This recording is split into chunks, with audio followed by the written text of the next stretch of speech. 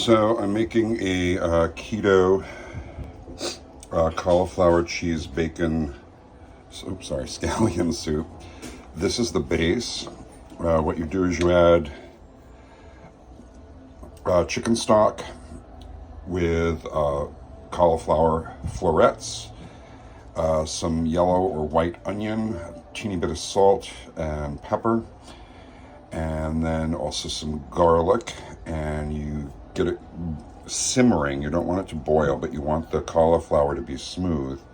And then you use a hand blender to make it smooth, like this. See how this is very velvety smooth. Velvet, like a toothless whore. Sorry for the naughty. Anyway, then you add cheese to it.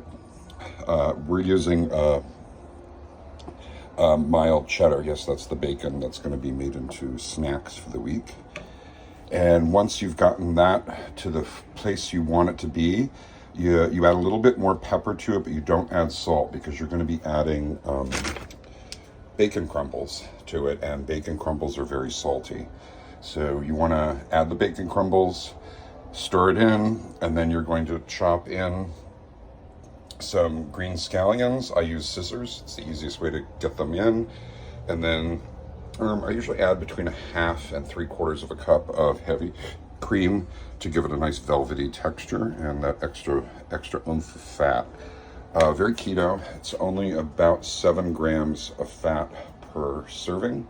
And most of that fat is coming, 7 grams of carbohydrates. Most of those carbs are coming from the very fibrous cauliflower and from the scallions. We try to use scallions in this house because and it comes from the white onions.